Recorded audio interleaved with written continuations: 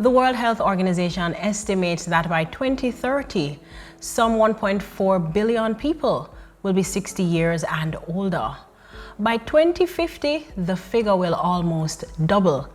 Here to talk with me about mental health and elder care, we have consultant psychiatrist Dr. Kevin Goulbourne. He's also the Director for Mental Health and Substance Use inside the Ministry of Health and Wellness. Welcome, Dr. Goulbourne. Thank you, Ms. Watkis, for having me today. Good. I'm happy to have you. So we see that people are living longer, yes, and among the concerns are non-communicable diseases as well as mental health issues.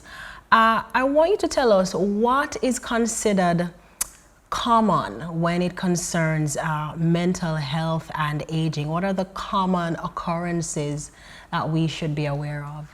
So just to mention mental health, when a person is mentally well or mentally healthy, that person is able to cope with normal stresses of life. Yes. That person is able to express his or her emotions appropriately. Whether it's sadness, if there's sad information, or happy if there's something happening. Or the person is able to establish relationships.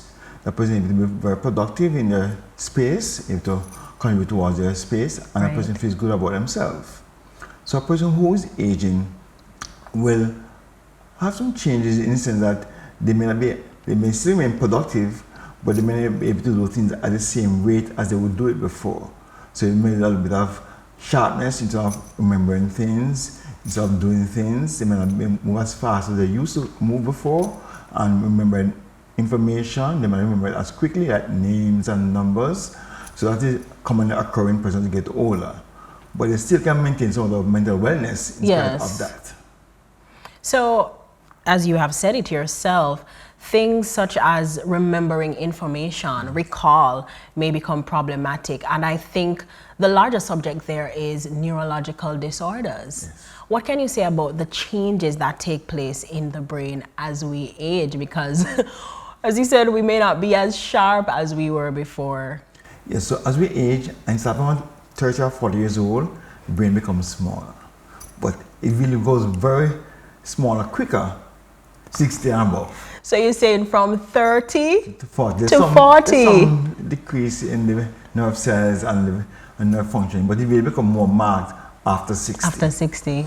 And with that decrease in functioning, it may affect the person's ability to think and remember things. And what we see happen most of the time that they may not remember things that happened more recently, but it happened long ago. It seems to be almost like it's concretized in the brain. You recall those things much better. Okay. And even activities, they can remember how to play dominoes. There was a centenarian who still, even though she has dementia, she can still play the piano.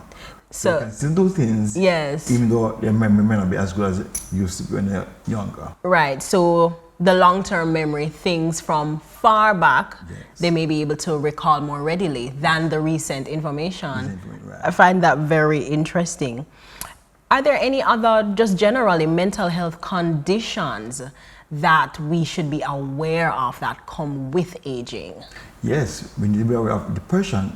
In our survey done in Jamaica in 2016-2017, it has been shown that whereas depression is about 10% in the population, it is highest seen in those who are 75 years old and older. And we can some of that is really the fact that at that age, as you get older, there's decline in your health. You may have different diseases, you may have arthritis slowing up, you may have losses in life where relatives and friends may have died. You may have other circumstances which may cause a bit of stress for you at that age, and then you may realize that you're not functioning as well as you used to be. You're more dependent on other persons to do things for you, and all those changes, if not prepared for, can lead to depression.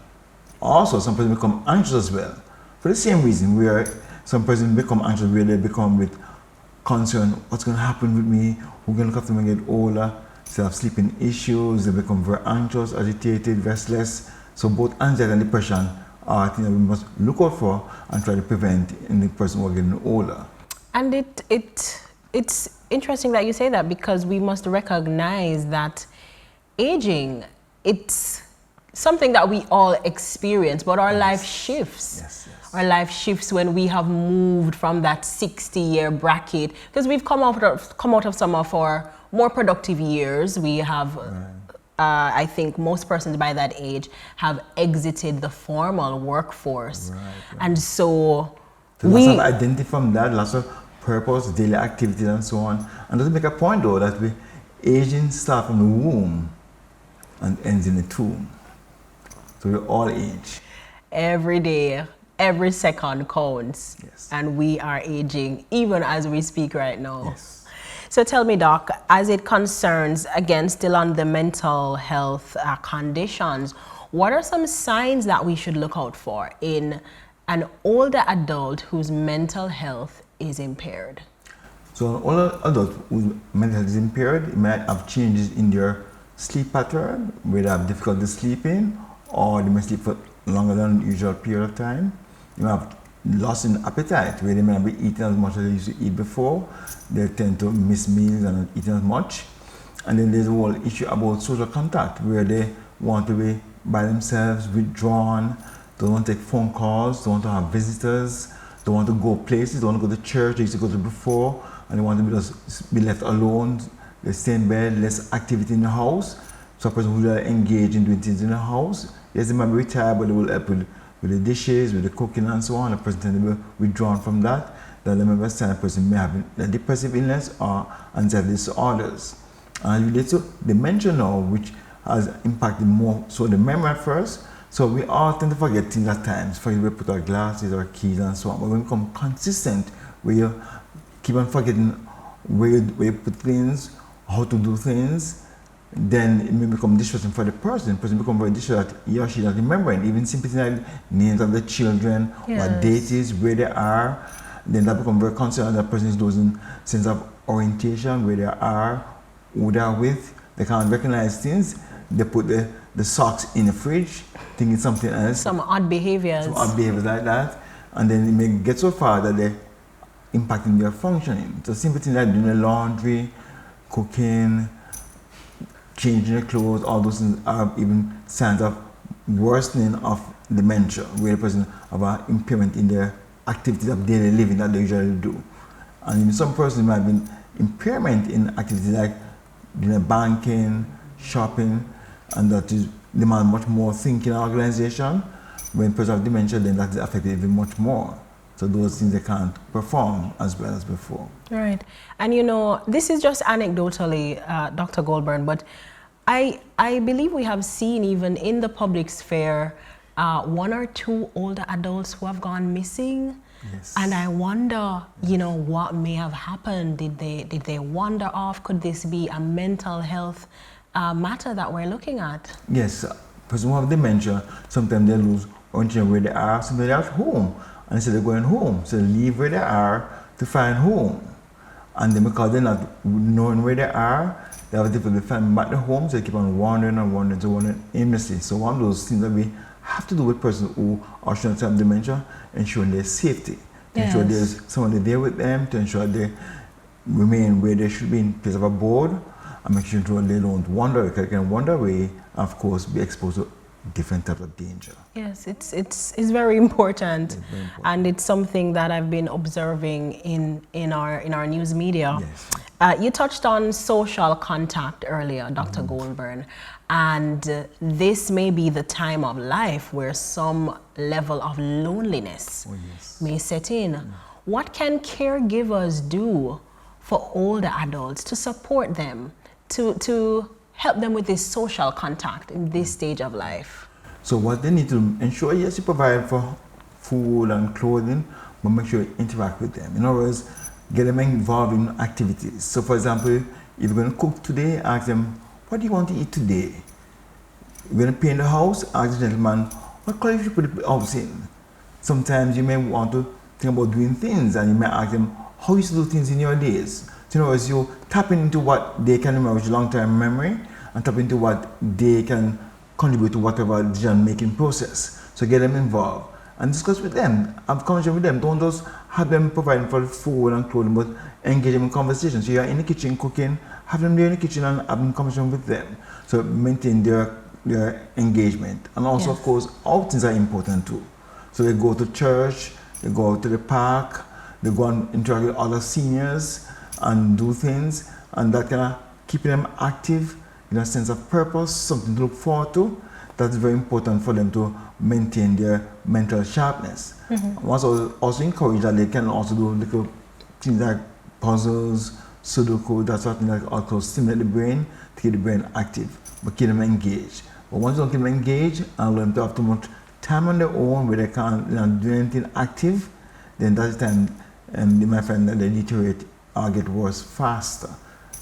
So it sounds like it's a community effort. Oh yes. Doc. It sounds like church, family members, friends, engage persons in conversation, in activities and so on. Very important. And that's a big part of them to maintain their wellness, mental wellness for a longer time. That's social contact. And so it's about getting them involved. It's about asking for their input. Yes. And letting them know they're still very valuable. Yes. And that's important to let them know that whatever they have to contribute is very important. Because recently, my little mother, she was actually caught taping by talking to her grandsons and talking about how to relate to young ladies and how to make sure they don't fool them up and so on. And it was very interesting to see her speak to them. Yes. And yet she was not fully collective in her reasoning and so on, but she had to impart knowledge to them based on what she knew from long ago. Yeah, it is so important to let our older adults feel a part. Yes. Let them be a part. As we're wrapping up, Dr. Goulbourne, we have touched on some of the neurological conditions that may affect people who are older. And you talked about dementia. You mentioned even mental health conditions, depression and anxiety. I'm wondering, is there any way that we can minimize the effects of these concerns as we age? Because I think as it stands in 2025 today, Dr. Goulbourne, we're all running away from aging. We're trying to reverse it. We're trying to find the cure-all. Is there any way that we can minimize the effects of some of these neurological conditions and mental health issues? So what we can do is ensure we're very proactive. So a person who's retiring, ensure that there's things for them to do, maintain that social connect. If you're not here in Jamaica, you're calling from overseas. Find things, projects for them to get involved in. New hobbies, gardening, learn a new skill on a computer. So if we can keep them engaged and keep them active, I mean, you have, they can't sing in the choir anymore, but they can still be there giving advice to choir members. So you get them involved in whatever activity they are in, whether it's in home circle, church circle, community circles, and so before even learning new things. So even though they said you can't teach old dogs new tricks, that's not true when it comes down to the elderly. They can still learn new activities which can give them a new sense of fulfillment. So ensure that then we treat them and make them have a sense of purpose, one, and also importantly, we have to treat them with dignity. So, so this is about once a man, twice a child, not true for the older person. You treat an older person because you have dementia as a child, he or she will be very resistive. But if you have respect and recognize this person, yes, they may not remember things so well, but the older person, you have to definitely give them the right title. Yes, madam, yes, sir, and so on, and treat them with respect, and this person know they become more cooperative. Such a wonderful conversation to be having, Dr. Goulbourne, an important one, and I'm delighted to have you here. Thank you so much for being with us. Our consultant psychiatrist and director of mental health and substance use in the Ministry of Health and Wellness, Dr. Kevin Goulbourne, our guest today on The Wellness Beat, as we feature the topic mental wellness and elder care, embracing our older adults with a sense of purpose, dignity, making them active and keeping them a part of our community. I'm Kediesha Watkis. Thank you so much for watching the program. Stay with us.